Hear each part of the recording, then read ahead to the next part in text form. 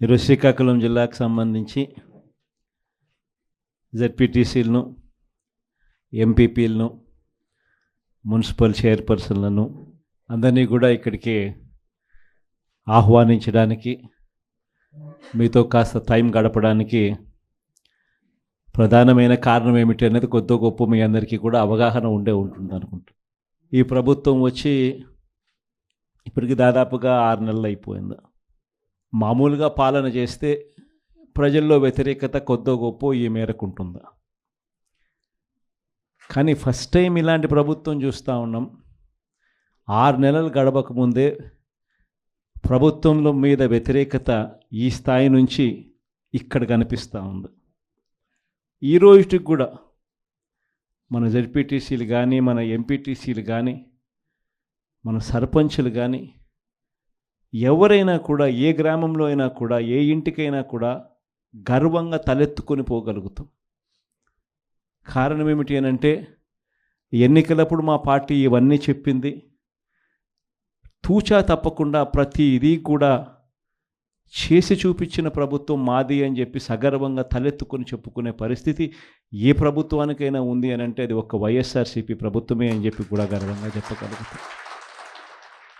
నిజంగా దాని క్యాంపెయిన్ మనం ఎంత తీవ్రమైన క్యాంపెయిన్ జరిగింది అన్నది ఒకసారి గమనించినట్లయితే, ఏ ఇంటికి ఎవరు పోయినా కూడా తెలుగుదేశం వాళ్ళు, తెలుగుదేశం ఎమ్మెల్యే నుంచి, తెలుగుదేశం కుటుంబ సభ్యుల నుంచి, తెలుగుదేశం పార్టీ కార్యకర్తల దగ్గర నుంచి ఎవరు పోయినా కూడా ప్రతి ఇంటికి వాళ్ళు చెప్పిన మాట, ఇంట్లో ఎవరు కనపడినా కూడా, చిన్నపిల్లలు కనపడితే స్టార్ట్, నీకు 15,000, నీకు 15,000, నీకు 15,000, సంతోషమా? అంతకన్నా అంతకన్నా కొంచెం పెద్దోళ్ళు, తల్లులు కనిపిస్తే చాలు, అమ్మలు కనిపిస్తే చాలు, నీకు 18,000, నీకు 18,000, నీకు 18,000, సంతోషమా? అంతకన్నా ఇంకా కాస్త పెద్దోళ్ళు, ఆ అమ్మలకు సంబంధించిన పెద్దమ్మలు, వాళ్ళ అత్తగారు కనిపిస్తే చాలు, నీకు 48,000, నీకు 48,000, నీకు 48,000, సంతోషమా?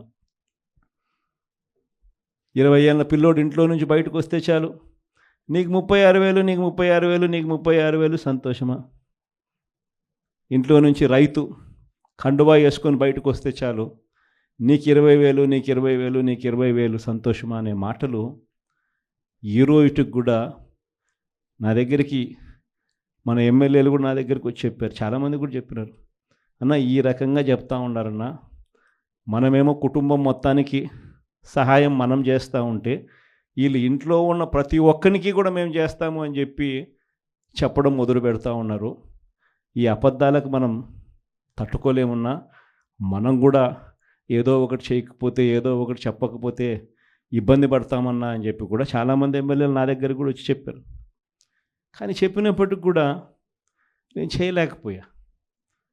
ఎందుకు చేయలేకపోయినాను అని అంటే, ఈ రోజుకి కూడా అంటారు చాలామంది ఎమ్మెల్యేలు నా దగ్గరికి వచ్చినప్పుడు కూడా, అన్న నీతో ఒక సమస్య ఉందన్న అంటారు. ఏంది నా సమస్య అని చెప్పి నేను అడిగితే, అన్న నీతో ప్రాబ్లం, నీలో అతి మంచితనము, అతి నిజాయితీతనం, ఈ రెండు నీతో ఉన్న సమస్యలు అన్నా అని చెప్పి కూడా అంటారు.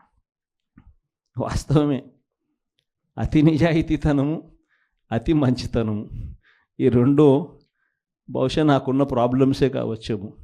కానీ మళ్ళీ రేపొద్దున మనం అధికారంలోకి వచ్చేసరికి మాత్రం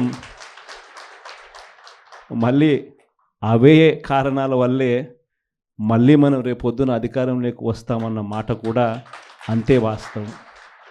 ప్రైవేట్ స్కూళ్ళు గవర్నమెంట్ స్కూళ్ళల్లో పోటీ పడగలుగుతాయా, ఇది సాధ్యమేనా అని చెప్పి అనుకునే పరిస్థితి నుంచి ప్రతి 6వ తరగతి నుంచి ప్రతి క్లాస్ రూమ్లోనూ డిజిటల్ క్లాస్ రూములు తయారు చేసి ఇవన్నీ తీసుకొచ్చి మన హయాంలో గర్వంగా కూడా తలెత్తుకొని చెప్పగలుగుతాం. ప్రైవేట్ స్కూళ్ళు గవర్నమెంట్ స్కూళ్ళతో పోటీ పడే పరిస్థితి వచ్చింది అని అంటే అది ఒక్క వైఎస్ఆర్సీపీ హయాంలో మాత్రమే. వసతి దీవెన గాలికి ఎగిరిపోయింది. పిల్లలను ఈరోజు చదువుకునే దానికోసం ఇంజనీరింగ్ కాలేజీలో యాజమాన్యాలు, మీరు ఫీజులు కట్టకపోతే మీరు చదువుకునేదానికి మేము ఒప్పుకోము, ఫీజులు తీసుకొని రండి అని చెప్పి పిల్లల్ని ఇంటికి పంపిస్తూ ఉన్న పరిస్థితులు ఈరోజు కనిపిస్తూ ఉన్నాయి. వైద్య రంగం పరిస్థితి కూడా అంతే దయనీయంగా ఉంది. ఆరోగ్యశ్రీ సేవలు మార్చి నుంచి ఇంతవరకు బిల్స్ లేవు. వ్యవసాయం పరిస్థితి అంతే. ఆర్బీకేలు స్థాపించి ఈ క్రాప్ పెట్టి ట్రాన్స్పరెంట్గా పారదర్శకంగా ఉచిత పంటల బీమా అమలు చేసి దళారీ వ్యవస్థ అనేది లేకోకుండా ఆర్బీకేల ద్వారానే పంటలు కొనుగోలు చేసి ప్రతి రైతుకు తోడుగా అండగా నిలబడే కార్యక్రమం మనం చేస్తే ఈరోజు ఏ రైతు ధాన్యం కొనుగోలులో ఏ రైతుకు కూడా కనీస మద్దతు ధర రాని పరిస్థితిలో ఈరోజు వ్యవసాయం చేస్తూ ఉన్న పరిస్థితులు ఈరోజు కనిపిస్తూ ఉన్నాయి. మళ్ళీ పథకాలు ఎలా ఉన్నాయో అని హలో అని ఫోన్ చేసి అడుగుతారంట. పథకాలు ఉంటే కదా నువ్వు హలో అని చెప్తే అవతలోడు హలో అని చెప్పి మళ్ళీ చెప్పేదానికి. పథకాలు లేవు, ఫోన్ చేసి నువ్వు హలో చెప్తున్నావు. అది పరిస్థితి. ఇంత దారుణమైన పరిస్థితుల్లో ఒకవైపున ఉంటే మరోవైపున చూస్తే విచ్చలవిడిగా కరప్షన్. ఇసుక రేట్లు మనకన్నా తక్కువ రేట్లకు ఇస్తామన్నారు. ఈరోజు చూస్తే కనీసం ఆ రోజు రాష్ట్ర ప్రభుత్వానికి కనీసం ఖజానాకు డబ్బులు వచ్చేటివి. ఈరోజు రాష్ట్ర ప్రభుత్వానికి రూపాయి కూడా డబ్బు ఆదాయం రాకపోగా ఇసుక రేట్లు చూస్తే డబల్. ఈరోజు మద్యం పరిస్థితి చూస్తే గవర్నమెంట్ నడిపే మద్యం షాపులు పూర్తిగా రద్దు. ప్రతి గ్రామంలోనూ వేలం వేసి బెల్ట్ షాపులు 2 లక్షలు 3 లక్షలు అని చెప్పి వేలం వేసి మరీ బెల్ట్ షాపులు నడుపుతూ ఉన్నారు. 6 నెలలు అయిపోయింది.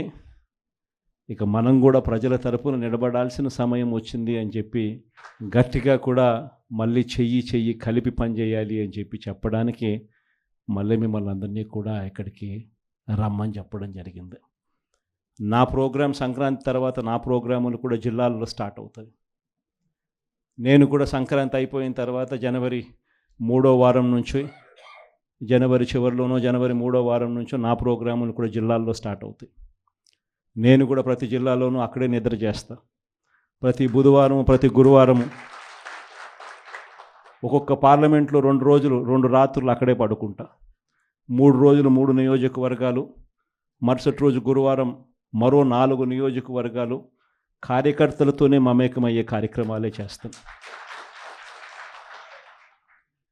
ప్రోగ్రాం పేరు కూడా కార్యకర్తలతో జగనన్న పార్టీ బలోపేతానికి దిశ నిర్దేశం అనే ప్రోగ్రాంతోనే ఆ ప్రోగ్రాంలో కూడా అడుగులు ముందుకు వేస్తాం.